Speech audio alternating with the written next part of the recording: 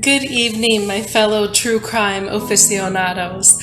I'm Nicole Knight, welcoming you to Psychopathy Soup, where I make a meal for my family while telling you about the most interesting true crime stories in America.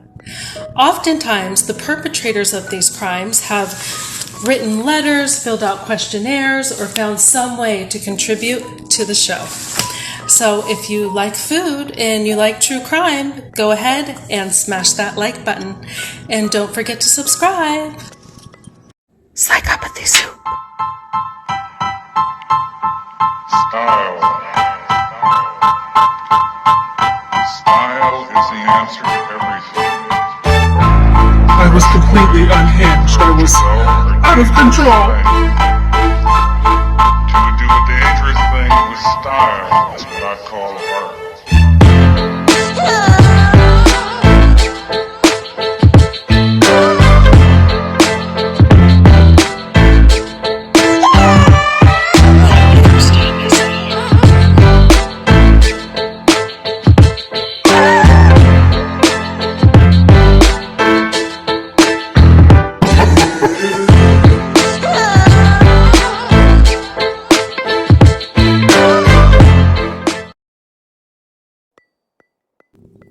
We're going to begin this story all the way at the end with a serial killer's blog and a karmic twist of fate. Joseph Edward Duncan was serving 11 life sentences without the possibility of parole and 3 death sentences in a maximum security state penitentiary when he was diagnosed with a glioblastoma, a brain tumor, and given 6 months to a year to live. I call this a karmic twist of fate because the longest execution to ever take place in the United States, that some people would say was botched, took just short of 2 hours. We can assume that Joseph was in agony for 4 months before he passed away on March 28th of 2021. He decided to refuse chemotherapy or radiation, cutting his lifespan down to 58 years. The morning that he died, a survivor said, "I woke today feeling like my soul was finally free." A family member of another victim said, "The sun is brighter today and my soul is lighter. The world is a more beautiful place without the evil that was Joseph Duncan." She further commented that God chose to make his a long suffering, and I believe that is fitting. The horror of his thoughts consumed him. Most of us would agree. His thoughts are a matter of public record. Joseph kept a blog for over a decade, either himself or having someone else post on his behalf. He was candid and forthright about the predatory and sickening perversions that he struggled with. He gave graphic, heart-wrenching details about his crimes. And while we often ask ourselves why someone would commit such horrific acts, the answers rarely give any solace. On May 16th of 2005, in Coeur d'Alene, Idaho, Robert Hollingsworth went to his neighbor's house for a visit, and he saw a bunch of blood on the front door and no one was answering. He immediately called the police to check on the residents, And when one of the officers arrived who was familiar with the house and the family, he described the home as having an eerie stillness. More officers arrived, and they discovered blood on the back door as well, and then they saw a trail of blood from the front leading into the home. They pulled their guns knowing that they were about to enter a gruesome scene. As they went into the house, they saw a young man and a woman lying on the floor with their hands zip-tied behind their back, and they had suffered extraordinarily severe bodily harm. The first two victims were lying head to toe, around a corner. So as the officers pushed further into the home, one of them said he saw another man who he knew had been bludgeoned multiple times.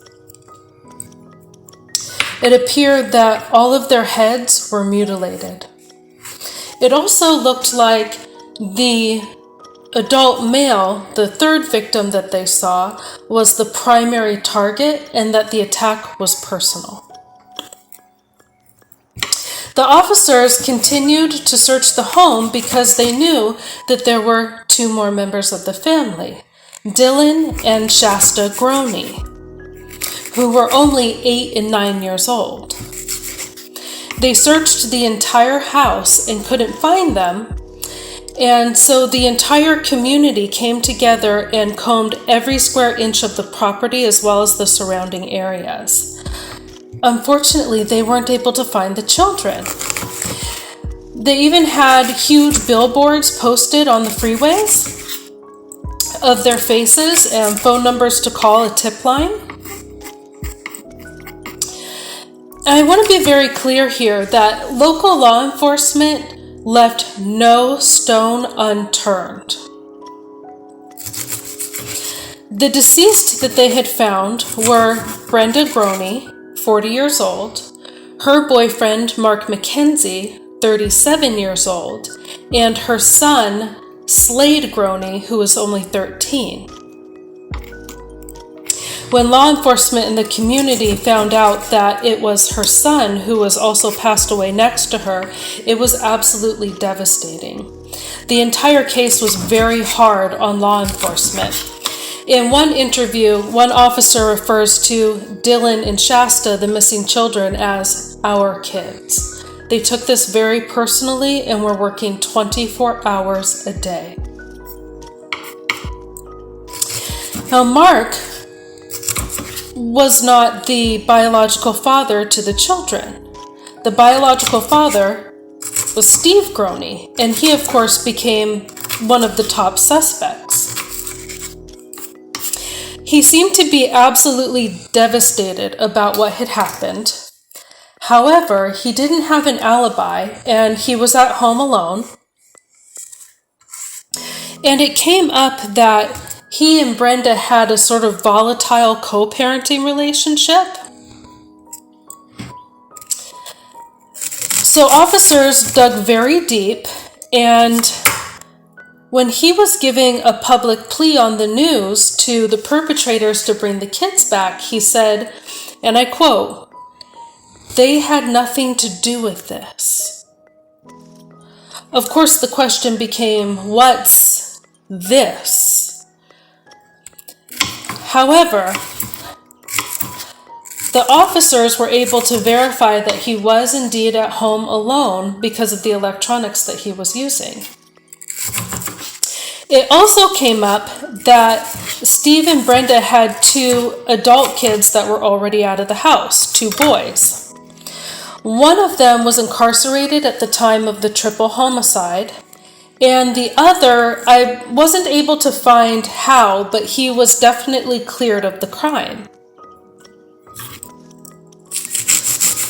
They also discovered that there had recently been a barbecue involving the family, and they wondered if maybe something had transpired during the barbecue to create some kind of friction or motive. So everyone at the barbecue became a suspect. but the lead seemed to lead nowhere. They relied on a tip line as well, and they also started to look into biker gangs that may have been passing through that perhaps had a similar criminal style, but the one piece that still didn't fit was the missing children, the kidnapping. While the officers continued to chase down every single lead, the DNA results came back from the crime scene from the blood-stained items that were strewn around the house. The blood did not belong to either Dylan or Shasta. On one hand, it was a huge relief. On the other hand, with each passing day that the children weren't found, the greater odds that they wouldn't be found alive. Their father, Steve, was expressing that while they may still be alive, he might not see them again in his lifetime. The reality that the kids may have been sold into slavery or killed started to sink in for everyone, though they didn't give up hope and they never stopped looking. The day before the massacre, they had been seen playing in the front yard. And just like that, they were gone. 8 years prior, on April 4th of 1997, in Riverside County, California, there was a group of children just playing in the yard, and among them was Anthony Martinez and his brother Marcos Medina. A man, a stranger, drove up in his car saying he was looking for his cat and asking if the kids had seen it. None of them had, and the stranger could sense that the kids were kind of hesitant to engage with him. So he drove a little bit further down the alley to give the kids more room to roam comfortably. He got out of his vehicle and started searching and calling out for the cat. He then called out to the kids, showed them a picture of the cat, and said that he would pay them if they helped him look. The kids, of course, were glad to get paid, so they looked for the cat, and when they couldn't find it, they gathered around close to him to get their money. And this was his move. He gave $1 to each child, and when he got down to the last two kids, Anthony and Marcos, he reached out to abduct Marcos. At that point, Anthony squeezed in between them, so Marcos was able to get free. One of his shoes came off when he was wiggling away from the stranger. So the stranger ended up abducting Anthony instead and pulling him into the car at knife point. Anthony's brother Marcos would say at a vigil many years later, "I still remember that man driving away with my brother." Ernesto Medina, the father of Marcos and Anthony, recalled that he was sitting in their apartment when he heard all of the commotion and the kids yelling, "A man's got Tony!" He opened the door and saw Marcos, 6 years old, limping towards the apartment with one shoe on and one shoe off, saying the same thing. Right away, he called 911, grabbed his car keys, and started searching. He looked for Tony for 3 days and 4 nights to no avail. According to the district attorney, an extensive search was conducted by local, state, and federal agencies. Over the following 2 weeks, over 6,000 tips came in about the abduction. They were received and investigated, but he was still not found. The year prior to that, in 1996, Margaret Delaney and 5 of her children were staying at a motel off of Aurora Ave North in Seattle, Washington. Among the 5 kids was Semiho White, who went by Sammy, and Carmen Cubius, 9 and 11 years old. At some point on July 6th, they had gone out just prior to 11 o'clock p.m. to get a pack of cigarettes for their older brother. And they had never returned. Well, when Margaret got back to the motel room with food for everybody and sent their 15-year-old brother out to search for them, he came back a little bit later and he had been unable to find them. So Margaret went out to search herself, and maybe an hour or so later, she came back to the room and decided to call the police. Well, the police weren't really sure if the girls were runaways or if they were victims of foul play. Margaret had explained to them that the girls were really independent. They knew the bus system. They knew how to panhandle. Officers did investigate, but they were unable to locate the girls. Inspector Dennis Nietzsche ended up retiring from police work in 1999, calling it the most frustrating case of his 27-year police career. Needless to say, the case went cold.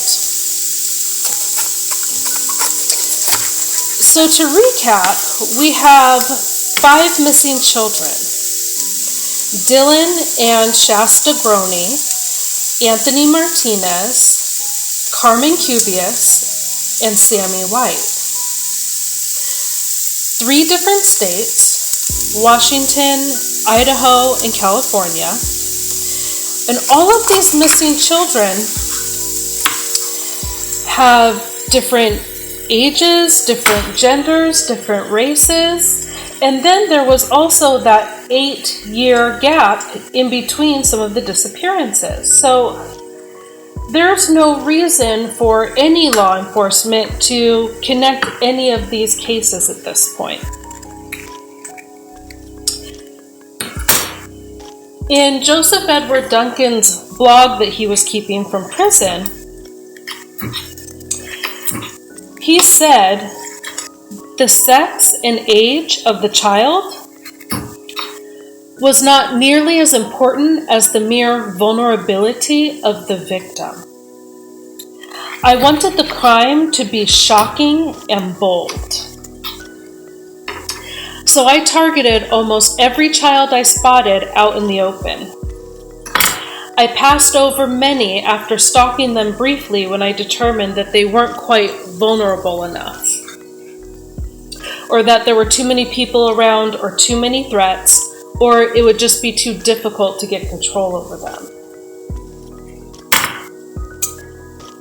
In a letter that Joseph wrote to me, he posed a couple of questions that I'm curious to know what y'all think, so go ahead and comment below.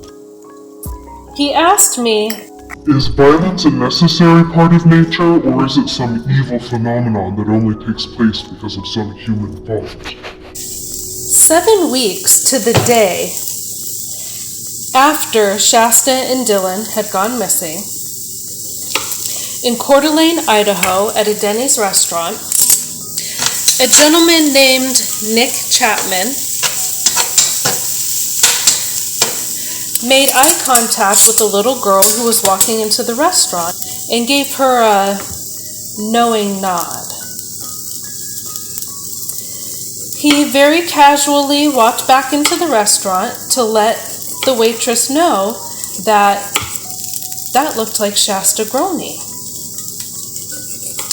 The waitress played it cool and walked over to the table, took their order, went to the back, made a milkshake, brought the little girl crayons and a coloring sheet.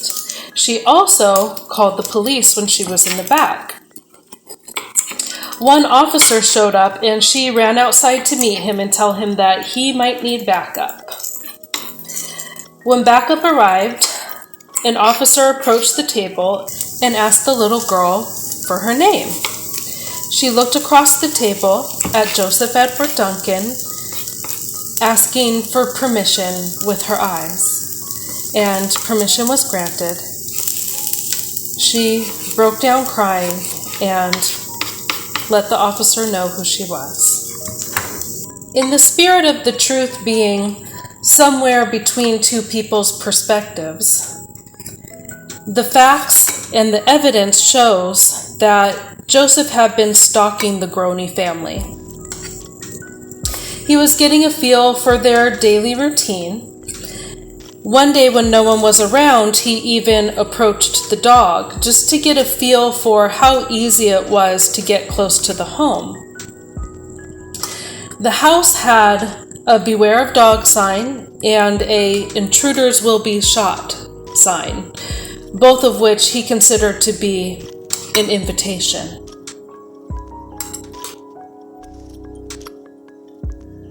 Joseph had purchased a sawed-off shotgun,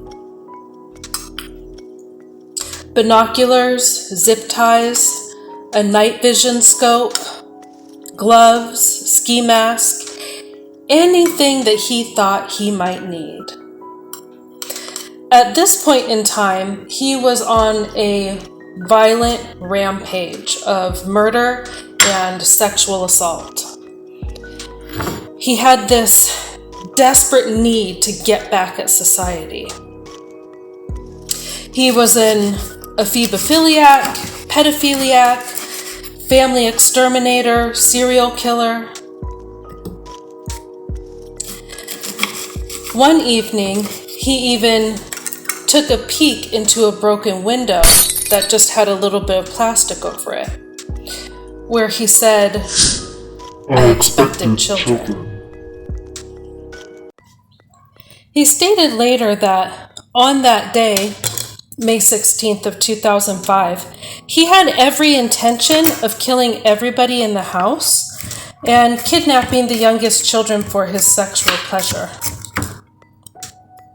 In his mind, it was the worst thing that he could do, and thus it was what he had to do to teach society a lesson.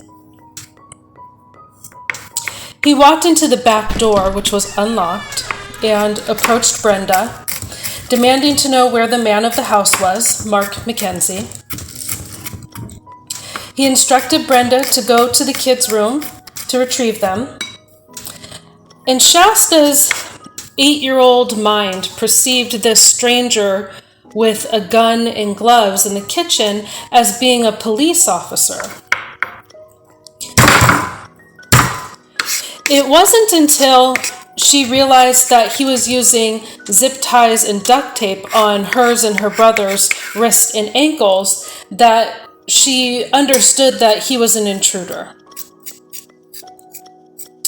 He took the children out to the backyard and laid them down on their stomachs, and then went to Slade's room, the 13-year-old, to retrieve him. He brought Slade into the living room and immediately struck him on top of his skull with a framing hammer, intending on killing him on impact. He then went to the backyard to check on the kids and load them up into his pickup. And then he went back into the living room where he discovered that Slade not only was still alive, but was fully conscious. At that point, he proceeded to bash his head in with the hammer. He then made his way over to Brenda, and I'm not sure why, but he helped her to get up on her feet. Once she was up, he was trying to pull the duct tape from on her ankles, and the duct tape wouldn't give. So when he pulled really hard, her feet came out from under her, and she slammed down onto her shoulder. She let out a yell of pain, and he responded with saying, "Here, this will help," and bashed her brain in with a framing hammer. He then moved on to Mark McKenzie, whom he also beat his brain in with the hammer.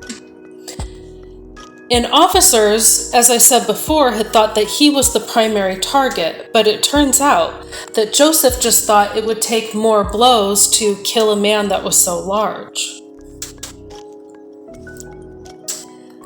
He then took the youngest children, Dylan and Shasta, out to an abandoned campsite in Montana, where he sexually assaulted them for several weeks.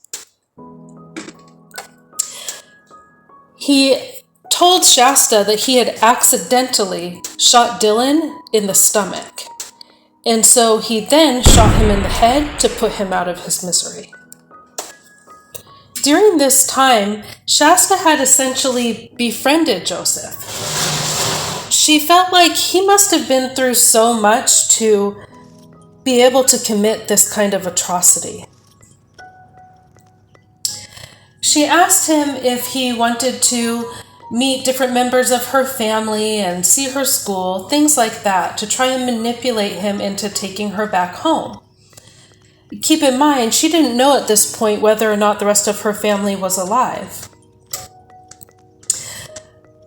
According to Joseph, he was allowing her to believe that she was leading him back to Coeur d'Alene, but he knew full well that if he were to return, he would be turning himself in. He said that Shasta was the only person to ever show him kindness without judgment, and that had had a profound effect on him. Dylan's body was found near the deserted campsite in Montana. Shasta was reunited with her father, Steve. Back in Riverside County, California, on April 19th of 1997, a park ranger found Anthony's body among some rocks in the Indio Hills area. Once Joseph had successfully kidnapped Tony, he took him out to this deserted ravine where he would molest him, sexually assault him, and humiliate him all day and all night. To kill him and get rid of his body, Joseph stoned him and crushed his body under massive boulders. Joseph had explained to him that he had to kill him because if he didn't, he would spend the rest of his life in prison. Tony told him it was okay and he wasn't worried because he believed in God and he knew that he would go to heaven. His only concern was that he wasn't able to say goodbye to his mother. He seemed to be more worried about her than he was for himself.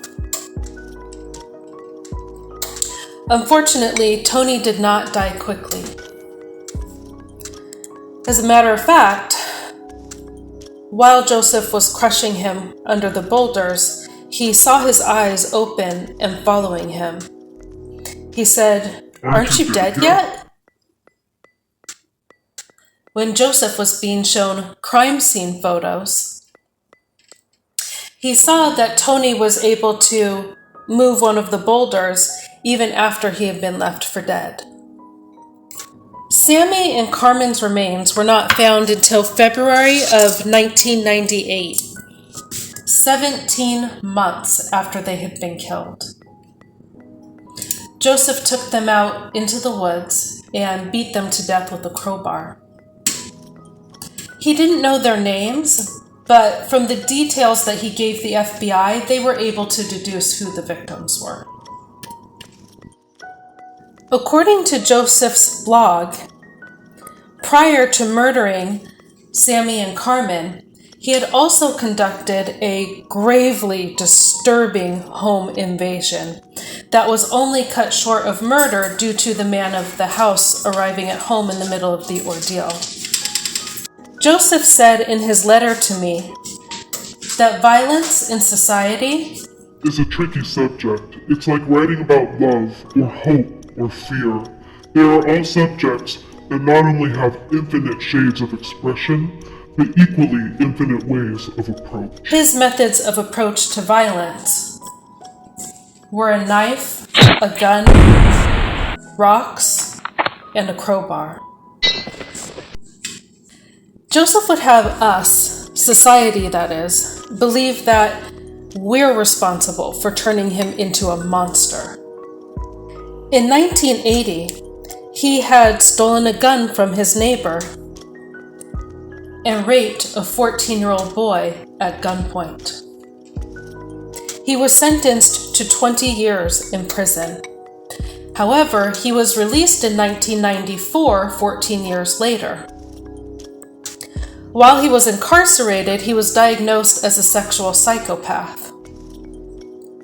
After his 14-year stint and being released, he had to register as a level 3 sex offender, which from his perspective had ruined his life, and he had to take vengeance against a society that would hold a young, confused boy accountable to the harshest degree. What he fails to mention is that his first recorded crime took place in 1978, before he had ever served part-time in the system. When he was 15 years old, he had raped a 9-year-old boy at gunpoint. The following year, he had stolen a vehicle, landing him in Jesse Dislin's Boys Ranch in Tacoma, Washington. He told his therapist that he had bound and sexually assaulted 6 boys. He later told his therapist that he had raped 13 boys by the time he was 16 years old. During his trial, he stated that he had been abused by his mother at home. And one of his sisters actually echoed that statement, saying that they had suffered horrific abuse at the hands of their mother. However, one of his attorneys said that he and his mother were very close. Also, his younger brother categorically denied any abuse by their mother. Also, he was raised in the same home with 4 other kids, and none of the other siblings were committing these kinds of acts. According to Joseph, all he wanted to do was harm society, rape, kill, and die. In one journal entry, he said, "I have no feelings for my victims, and I never will." Among the survivors and victims that I've discussed in today's episode were an additional 12.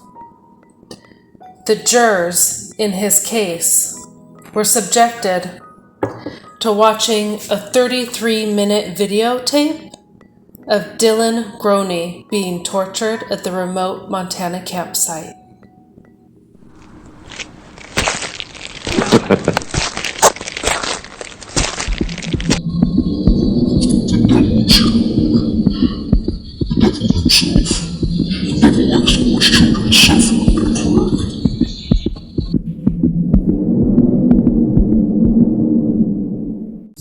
Thank you for joining me for this episode of Psychopathy Soup. Nighty-night. Violence is no light subject, but if pursued honestly and persistently, it could lead you places you'd never expect. In fact,